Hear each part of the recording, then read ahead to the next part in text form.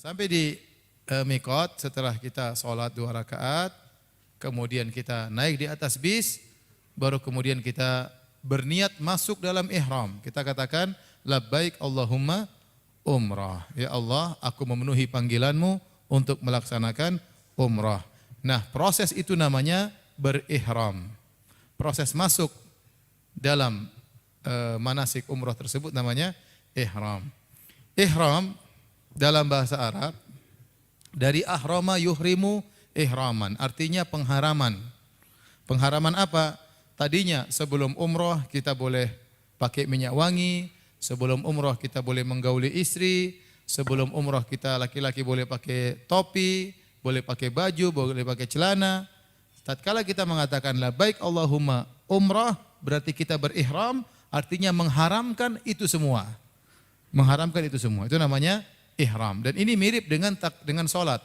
Salat dibuka dengan takbiratul ihram dan ditutup dengan salam. Kata Nabi SAW, tahrimuha takbir wa tahliluha taslim. Salat itu diharamkan dengan takbir dan dihalalkan dengan salam. Sebelum salat kita boleh makan, kita boleh lihat kanan, lihat kiri, kita boleh gerak-gerak. Tapi kalau tatkala kita bilang Allahu Akbar, berarti itu jadi haram semuanya. Kapan halal lagi? Kalau kita Assalamualaikum warahmatullahi wabarakatuh. Itu namanya tahallul dalam salat. Ini logikanya, analogikanya sama seperti umrah. Umrah pun demikian. Dibuka dengan ihram, dengan mengatakan labbaik Allahumma apa? Umrah. Nanti tahallulnya dengan mencukur rambut. Sudah mencukur rambut, halal lagi. Faham? Mirip seperti salat. Sebelum salat boleh makan, boleh minum, boleh tidak menghadap kiblat, begitu Allahu Akbar jadi haram semuanya. Kapan boleh lagi makan dan minum tidak menghadap kiblat? Kalau sudah salam. Ihram juga demikian. Sebelum ihram kita boleh makan, kita boleh bergaul dengan istri, kita boleh pakai minyak wangi, kita boleh pakai topi. Setelah kita mengatakan labbaik Allahumma umrah, haram semuanya. Kapan halal lagi? Kalau kita sudah cukur rambut di Mekah sana setelah tawaf dan sa'i. Itu hakikat daripada ihram. Ya. Adapun larangan-larangan ihram, adapun cara memakai ihram, ibu-ibu bebas pakai pakaian apa saja selama pakaian tersebut syar'i, ya, tidak menarik perhatian, kemudian tidak boleh pakai niqab dan tidak boleh pakai kaos tangan. Itu aja yang dilarang. Kata Nabi SAW, wala tantaqibul mar'atu wala talbasul kuffazain. Seorang wanita tidak boleh pakai cadar, niqab, dan tidak boleh pakai kaos tangan. Kaos kaki pakai, yang tidak boleh kaos tangan. Kenapa? Enggak tahu juga. Rasulullah yang bilang demikian. Ada yang mengatakan pakaiannya tangan adalah kaos tangan, pakaiannya wajah adalah niqab. Terus Ustaz, bagaimana wanita yang biasanya pakai niqab? Maka waktu ihram dia boleh pakai tutupan wajah tetapi bukan yang cadar, tapi kain yang dilepaskan dari atas tidak mengapa. Jadi gantung gini kainnya. Itu enggak apa. Tapi kalau kain yang diikatkan maka tidak boleh, dilarang oleh Nabi sallallahu alaihi wasallam. Adapun baju apa warna bebas. Yang tidak boleh cuma itu, tidak boleh pakai niqab dan tidak boleh pakai kaos tangan. Adapun laki-laki maka ya semuanya dibuka ya. Hanya boleh pakai 2 kain. Yang di depan kita ini kain ihram ya. Kain ihram. Sudah tahu cara pakainya kan? Hah, belum tahu? Siapa yang mau jadi peraga ini? Antum jadi peraga sini. Jadi yang dilarang oleh Nabi SAW waktu Nabi ditanya, ma yalbasul muhrim? Ya Rasulullah, apa yang boleh dipakai oleh orang yang sedang ihram? Kata Nabi, la yalbasul sirwal, walal qamis, walal burnus, walal amaim. Kata Nabi SAW, tidak boleh pakai celana, tidak boleh pakai jubah, tidak boleh pakai sorban, tidak boleh pakai burnus. Itu semacam kain yang ditempelkan di pundak. Ya. Intinya, tidak boleh memakai pakaian yang dijahit membentuk lekukan tubuh. Ini cara pakainya. Boleh bermacam mazhab, ini salah satu mazhab ya. Mazhab saya berbeda. Karena bentuk tubuh mempengaruhi mazhab. Ini cara ustadz ya, meskipun saya tidak setuju tapi biarlah nafar.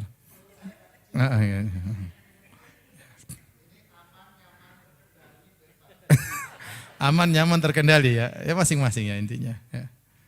Tidak perlu pakai Ustaz ya, sabuk Ustaz ya. Sudah kuat insya Allah. Pakai sabuk ya. Kalau takut pakai sabuk. Ya. Udah. Ya. Sederhana. Coba diulang Ustaz, pakai yang di bawahnya diulang. Ya. 2-3 kali. Kalau di atas gampang Ustaz, yang di bawahnya yang susah. Biar Bapak bisa niru.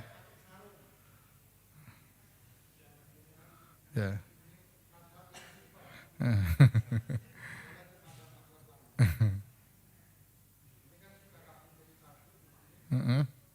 Terus?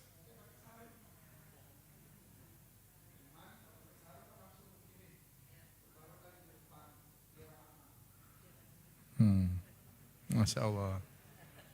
Jangan masukin YouTube Pak ya.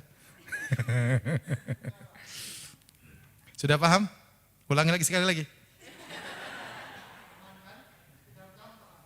Iya. Ya. Ya. Ya, oke. Terima kasih Ustaz. Ya. Jadi waktu Nabi ditanya, orang ihram boleh pakai apa? Kata Nabi, orang yang ihram tidak boleh pakai sirwal, celana panjang, tidak boleh pakai jubah, tidak boleh pakai sorban, tidak boleh pakai burnus. Burnus itu pakaian yang ditempelkan di pundak. Ya. Nabi tidak pernah berkata, tidak boleh pakai pakaian yang ada jahitannya. Jadi perkara penting, banyak orang salah paham. Disangka orang yang ihram tidak boleh pakai kain yang ada jahitannya. Padahal Nabi enggak pernah ngomong demikian. Nabi bilang orang yang ihram tidak boleh pakai pakaian. Yang pakaian tersebut dijahit berdasarkan bentuk tubuh. Contohnya tadi celana enggak boleh, jubah enggak boleh. Kemudian sorban enggak boleh, burnus enggak boleh. Bukan yang ada jahitannya. Seandainya ada orang bikin celana dalam tanpa jahitan tetap tidak boleh. Paham? Seandainya ada orang menenun baju tanpa jahitan tetap tidak boleh.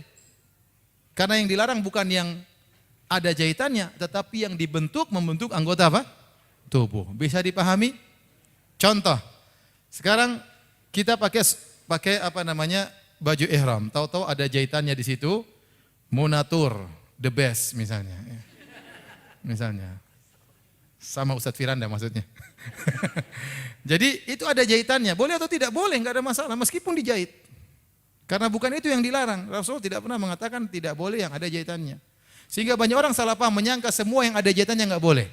Terbukti mereka sudah bawa sendal bagus-bagus dari Indonesia, sendal kulit bagus, tapi ada jahitannya, enggak mau pakai sendal ada jahitannya. Kenapa? Ada jahitannya. Terus gimana? Ya udah beli sendal yang murah-murah yang enggak ada jahitannya, yang plastik tok bikin lecet itu. Ada jahitannya enggak boleh dipakai. Kemudian pakai sabuk, ada jahitannya enggak boleh. Lah, dompetmu juga ada jahitannya enggak boleh dibawa. Kalau dompet enggak apa-apa darurat. Dompet ada jahitannya enggak? Ada. Jadi itu enggak dilarang sebenarnya. Dompet ada jahitannya, tas kita pakai ada jahitannya, enggak dilarang. Yang dilarang adalah pakaian yang dijahit membentuk anggota tubuh, bukan yang ada jahitannya. Jadi jangan salah paham, ya. Jadi itu larangan pertama, tidak boleh bagi laki-laki memakai pakaian yang dijahit membentuk anggota tubuh. Adapun perempuan bebas. Yang larangan pertama. Larangan kedua, bagi laki-laki tidak boleh memakai tutup kepala. Tidak boleh. Tidak boleh pakai songkok, tidak boleh pakai sorban, tidak boleh juga kain ditutup begini. Terkadang jemaah haji, ya kainnya. Biasanya lagi di bis, kedinginan. Karena bisnya nanti bis Sabco, biasanya dingin ya. Ya, terus dia kedinginan, dia ambil kain nutup kepalanya. Terus dia kedinginan, dia tutup kepalanya. Ya. Itu enggak boleh seperti itu. Kalau lagi ihram enggak boleh. Enggak boleh. Lagi tidur di Mina, tidak boleh ngambil selimut tutup kepala. Enggak boleh. Di sini badan enggak apa-apa, di Muzdalifah kita enggak bakalan tidur. Ya, jangan kita ambil kain tutup apa? Kepala, enggak boleh. Ya, tidur gitu, itu enggak boleh. Ya. Jadi badan enggak apa-apa, tapi jangan tutup kepala. Tapi kalau enggak sadar, tahu-tahu tutup sampai pagi baru sadar, enggak apa-apa. Namanya enggak sengaja. Iya. Tapi kalau sengaja enggak boleh, haram hukumnya. Karena kenapa Ustaz? Ya enggak tahu juga. Nanti kalau kamu ke surga ketemu Nabi, tanya Nabi, kenapa nggak boleh? Ya, ini benar-benar syariat ini mengajarkan kita untuk tunduk. Ya. Banyak hal yang kita tidak pahami, tapi demikian aturannya. Tidak boleh menutup kepala. Ya. Kemudian, di antara larangan orang yang ihram, tidak boleh pakai parfum. Tidak boleh pakai parfum. Kata Nabi SAW, wala talbasu sauban massahu warsh wala za'faran. Tidak boleh memakai pakaian yang terkena minyak wangi. Laki-laki maupun perempuan, terutama laki-laki, tatkala mandi di hotel, kita mau umroh, dia boleh pakai parfum di badannya, boleh. Boleh pakai parfum di badannya, bukan di kainnya. Boleh pakai deodoran di ketiaknya. Laki-laki boleh pakai parfum bebas, parfum di rambutnya, di jenggotnya boleh. Tapi bajunya jangan dikasih apa? Parfum. Ustaz, kalau saya pakai ternyata parfumnya mengalir di baju enggak masalah. Tapi jangan Anda tumpahkan apa? Parfum di baju, enggak boleh. Oleh karena di antaranya sampai sebagian yang juga hati-hati, sebagian sebagian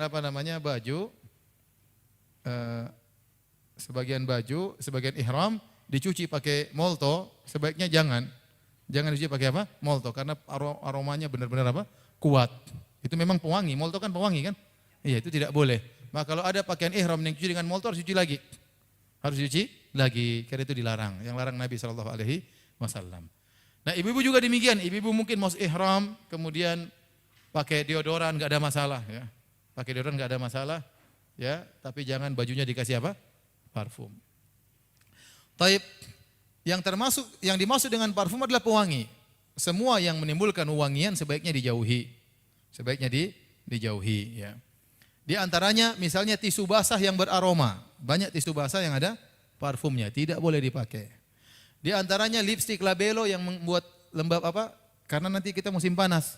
Sebagian orang pakai apa namanya? Labelo kalau lipstik kan itu? Gloss.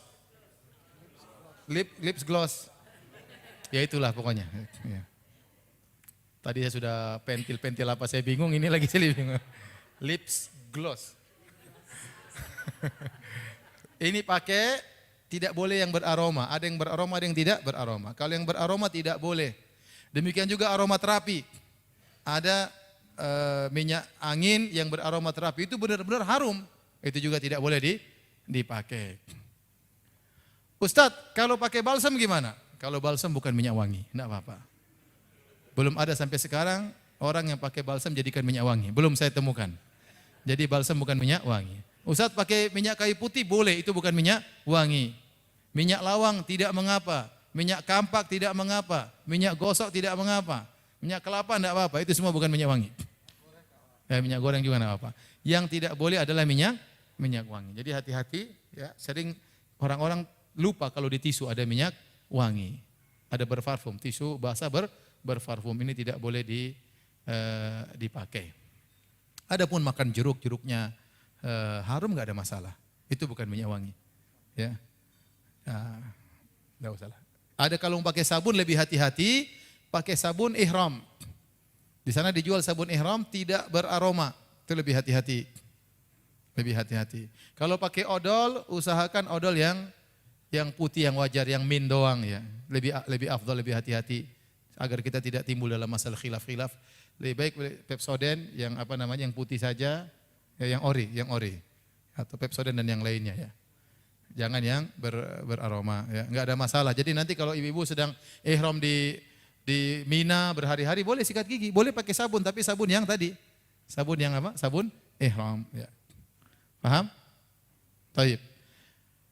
Kemudian di antara larangan ihram yang paling berbahaya di antaranya adalah rafas, yaitu berkata-kata yang bisa menimbulkan syahwat. Ini tidak boleh. Terutama bapak-bapak sekalian kebanyakannya sekarang berhaji sama pasangannya. Ya. Maka tatkala sedang ihram berdua atau di Arafah, maka hati-hati jangan sampai menggoda. Sayang kamu cantik banget hari ini. Emang kemarin enggak cantik? Enggak, cantik juga. Ini mulai ada kalimat-kalimat yang menggoda, tidak boleh. Ini tidak boleh. Dilarang. Jadi tidak boleh melakukan hubungan tubuh, hubungan intim dan semua hal-hal yang mengantar kepada itu semua tidak boleh. Contoh ibu-ibu dan bapak tawaf bareng. Sentuh boleh, tidak membatalkan wudu. Ini pendapat yang kuat, tidak membatalkan wudu.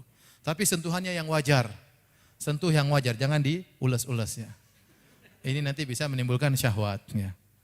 Ya, ini tidak boleh. Jadi yang wajar-wajar saja enggak ada masalah. Pokoknya hati-hati, jangan ngomong sembarangan, jangan menimbulkan syahwat, jangan merayu-rayu, kita sedang apa? Ihram. Kalau ternyata sampai terjadi hubungan, ya terjadi hubungan, ternyata masih dalam kondisi ihram, apalagi pas haji, kalau ihram ya haji, umrohnya batal.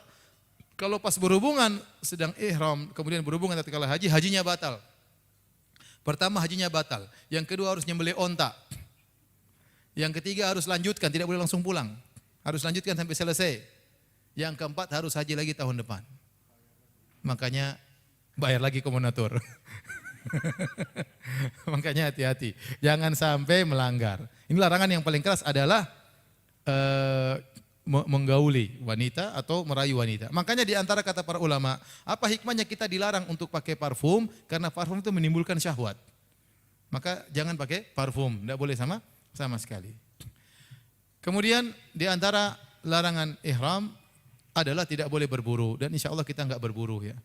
Ini pembahasan ini waktu zaman dulu, orang perlu berburu zaman dulu karena mereka berjalan dari Madinah menuju Mekah berhari-hari, perlu berburu di tengah jalan. Sekarang kita enggak perlu berburu.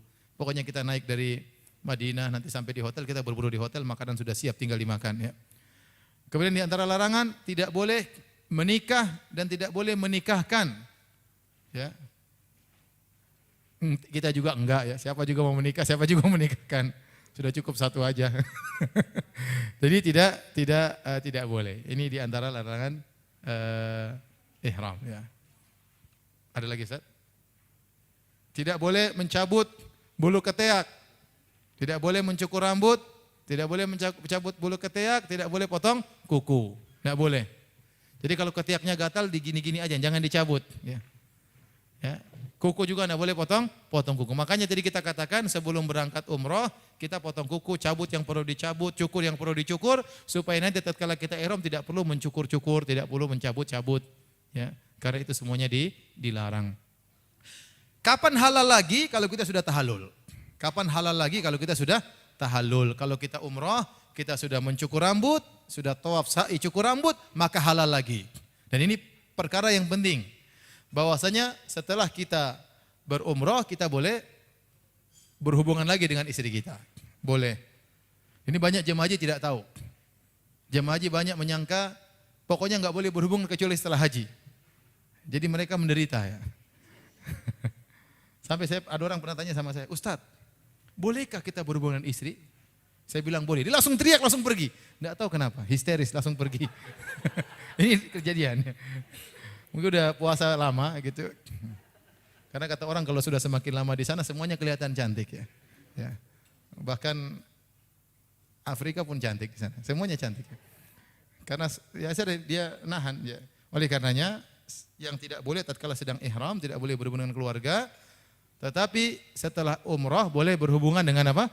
Keluarga. Nanti enggak boleh lagi tanggal 8 waktu kita ke Mina, tidak boleh lagi berhubungan sama keluarga. Sampai selesai dari urusan kita haji baru kita boleh lagi berhubungan, boleh lagi berayu, bermanis-manis dengan istri, merayu-rayu boleh.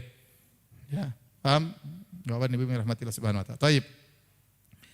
Jadi setelah tahallul, setelah kita tawaf sa'i, kita bercukur, boleh lagi semuanya.